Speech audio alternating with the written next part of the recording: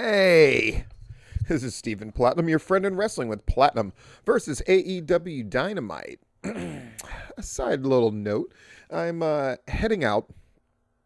I'm going to wake up at 3 in the morning and hopefully leave the house at 4 in the morning to go to Georgia, to engage in a fun wrestling type of weekend. And something I'm definitely going to be talking to my friends about was this episode of AEW Dynamite. A really great episode. I'm going to make a prediction. As good as last week's Winter is Coming show was, I bet you this show gets higher ratings. I think they've been doing so much with we can argue about how much of the Impact audience that they're dragging to AEW. Are there people who are isn't the Impact audience almost a perfect Venn diagram within the AEW circle? But I think what people are missing when they're debating about the numbers flying back and forth is there's just an idea of momentum and being interesting. And if nothing else, AEW is being interesting. Between Sting and the Kenny Omega stuff, I think it's just interesting. And I think they're going to retain. And I will just get a guess that this episode of Dynamite will do better than last week's pay-per-view-esque episode of Dynamite. Let's see if I'm right or wrong. I do know a little bit about this wrestling shit. Speaking of knowing a little bit about this wrestling shit, I've been enjoying the Young Bucks book, and they're in our first match against TH2. Good shit here. I liked that they cut the promo in the beginning. The Bucks did. TH2 jump-started this match by attacking them. The Young Bucks go over with the BTE trigger, and then the Acclaim get involved, and then SCU gets involved. Whole lot of stuff set up. And then they set up the show for tonight. MJF against Orange Cassidy is our main event. Inner Circle Ultimatum. Abaddon's going to be in action. Dustin Rhodes is going to take on number 10. FTR is going to take on the Varsity Blondes. And Lance Archer and the Lucha Brothers are going to take on Eddie Kingston, the Butcher and the Blade, with the bunny. Sigh, she's pretty. Kenny Omega is going to speak to us, and Tony Schiavone is going to be speaking with Stang. We get a Darby video where he's doing a Rorschach ink test. Why do people in wrestling not know what that is? Looks at something he thinks is Ricky Starks, looks at something he thinks is Brian Cage, and then he sees the one that looks like Sting, and he laughs. Cody comes to the ring because he wants to talk about this Sting thing, and we go to commercial. So they get in a whole match, introduce the whole show. We get a couple of vignettes, and then they go to commercial. That's a lot to get in there. But they do it every week. Maybe it's why their audience is fucking growing. Instead of just cutting off our enjoyment halfway through the first match, like some other wrestling shows I know. I'll come back from commercial. Cody's talking. Sting is there. Arn does this nice little thing for Sting and then gets out of the way, and Sting and Cody have their moment. Cody thanks him. And Sting keeps things ambiguous. What am I doing here? I don't know. I'll fucking tell you when I feel like it. And there's Darby. I'm giving him more of a rub. And it was great. It was fucking great. Taz with his crew and his son talking that shit. It's good stuff. And you know what it inspired me to do? Because I haven't seen anybody do this. I am going to do a comparison sometime this weekend when I have free time. I don't have free time, but I always make time for you. Comparing Team Taz and the Hurt Business. Because for some reason, it just clicked with me. Oh my God, there's so many similarities. Which one's better? Who would kick the other one's ass? I don't know. I'm going to compare them, though, because I find that kind of thing interesting. Then we get the Varsity Blondes. They got a name now, don't they?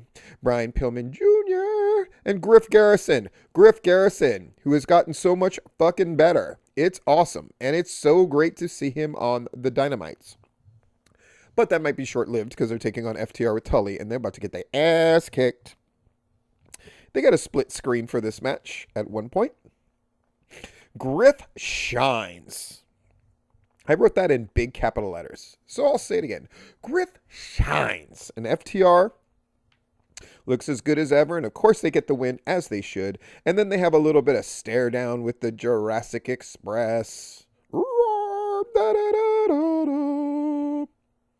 Alex Marvez is with Adam Page. Yay, you got a 6-man against Private Party and Matt Hardy next week. What? We're setting up next week's show? So weird. But you don't have friends. You drunk. So who are you going to team with? And he goes, I don't know. And then John Silver, who goes, I'm everywhere because I'm so fucking likable. And Alex Reynolds are there. And so the long and short of it is Adam Page is like, it's a one-time thing. I'm not going to, but they're going to team up together. AEW is just rolling like Mac Bolan. You cannot like the things that they do. You might go like, oh, why are they giving John Silver a push? But as somebody who consumes a lot of wrestling products in general, including being the elite and stuff, I can see it. They're the vast majority of the people who watch AEW on the reg love John Silver. So why not give him some shit to do? They're not making him world champ, folks. They're just letting him be part of 6-man. It's okay. Next match, Dark Order number 10. Vance versus Dustin with Lee Johnson. That's good, because Lee Johnson, I'm just like, well, being in the Nightmare family doesn't seem to do a whole lot. So they're addressing that, so at least he's at ringside for Dustin. Dustin wins a relatively quick match with the Running Bulldog. Again, change of pace in the matches. People were complaining this match was too short. Oh, fuck no, it wasn't. Dustin's a bigger star. And again, one thing watching that Impact show where every match was literally the same length to give or take 30 seconds. I shit you not. And that has a very discernible effect when you're watching a program of just like, it just feels the same. So I always call them a palate cleanser match, where you have a match that ends a lot faster than people were expecting. I would call that, when I booked, a palate cleanser, because it allows everybody to sort of reset mentally. And so Dustin gets the kind of win out of nowhere, which is a great precedent to set that matches could end at any time. Even though that's not really true, we have to set the precedent that it could happen, so that way people pay more attention during the matches. It's a long game thing. So I see you, Dustin Rhodes. And then Evil Uno makes a proposal. Hey, you can be in the Dark Order and you can be 7. He used to be 7 in WCW. Haha. Dustin slaps Uno, but Uno says, don't beat Dustin down. He'll come around. Long-term storytelling. Yay. Tony Schiavone is with Brandy and Shaq. And Shaq apologizes profusely. I feel protective of Jade. I'm sorry she hurt your arm. I'm sorry. Brandy and him seem to make up. Sorry about what I said on Twitter. I was just having fun. Blah, blah, blah. And then as Brandy's leaving, Shaq tells Brandy, maybe you can get some fighting pointers from Jade since she fucked you up. So Brandy splashes water on him. I don't know what the fuck this was, besides incredibly interesting. Jade's going to be a thing, I guess. Commercial. We come back. Inner Circle. We're gonna stay together. There's really not much that needs to be said about this. I'll be curious to see how many people watch this individual segment. I would imagine it was quite a bit. But that's the long and short of it. We're going to stay together. But if we screw up one more time, Sammy Guevara is out. Is this all taking eye off the ball stuff? I don't know. But they're going through with it, and it's working.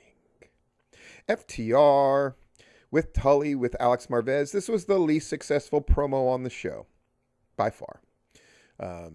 It felt a little unnecessary, superfluous, and there wasn't anything about it that was memorable enough. Tully going, yeah, it's my fault we lost because I wasn't there. So, I should be there. I didn't get any zip off of this promo. Match number 4, Butcher and Blade and Eddie with Bunny against Lucha Brothers and Archer. Penta taken out right away with the powerbomb through the table. Jake interfering here and there, which was interesting. Eddie having to take that spot from fucking Ray Phoenix, where Ray Phoenix looked like he almost killed himself. This match was the sloppy sloppies. Eventually, Butcher and Blade and Eddie go over, as they should, against two people. But then Lance Archer goes buck, and he goes ham, and other short, guttural words that imply that he kicked everybody's ass. By the way, the Butcher and Blade finisher, that powerbomb neckbreaker thing, way better than what they used to do. Please keep using it.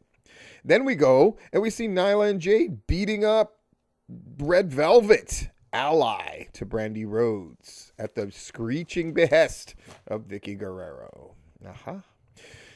We're going to stick with the women, so we're getting to see the women be more visible. This is what people wanted, no? It is weird, I know, for wrestling fans to see a show that is addressing issues. And you can see them addressing it in real time, though sometimes some of the problems that need to be fixed take time. And that would be the women division improving is a process over time, but they are giving it that time. And I see you. Abaddon against Tesha Price. A little sloppy here. A couple spots that don't go quite right. I still feel like Abaddon's trying to find that style. I hate the Widow's Peak for her finisher. I hate the Widow's Peak for her finisher. She looks shitty doing it. Let's get her something else. Some kind of ragdoll two-handed choke fucking thing or something. Something, but not the fucking Widow's Peak. God, I hate it. Tesha Price plays the part. Abaddon is going to go buck and ham after she wins the match. Sheeta comes out with the kendo stick and smacks her in the head. What? And as her and Tesha leave, Abaddon gets up. And Sheeta is scared. Here's the problem. This segment was the least successful in the entire show overall.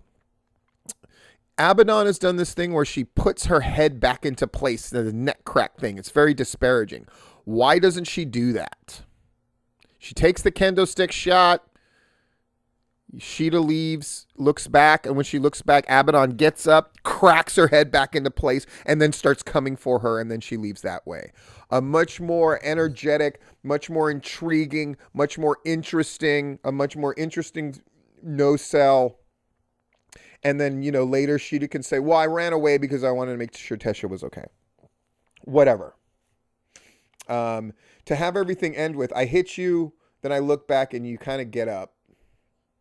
And that's it. It just looked very static.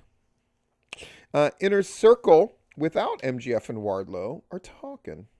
And then we go to commercial. Helicopter with Kenny Omega and Don Callis looks awesome. They won't talk to Alex. They get to the ring eventually. They talk about nepotism. And then a lot of the same shit that they talked about on Impact. But I liked Kenny Omega's promo here more than the one he did on Impact. Don Callis was good both times. Now we're going to have the match for the ring. I love that they present the ring on the little pillow. It's cute. We go to commercial. We come back. MJF. Orange Cassidy. Thanks to Miro. The long and short of it, this match was laid out really well. Though it is borderline overbooked nonsense. But I get what they're doing.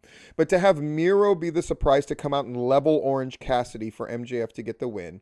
And then Miro and Kip Sabian fighting with the best friends because of this. It feels like they're slowly bringing Miro back. Make no mistake about it. His debut is one of the shittiest things that has happened. And a lot of the things since then have not been much better with Miro. But the Battle Royal was a good start to bringing it back. They're going to have to think of another convention besides just brawling with the best friends, though. Because now they've done it 2, 3, 4 times. We got to think of something else, guys. But eventually they'll get him in a match, and that will be a good test. Anyway, this has been Platinum versus AEW Dynamite. A very, very good show. It is fun to see a show building up this kind of a momentum.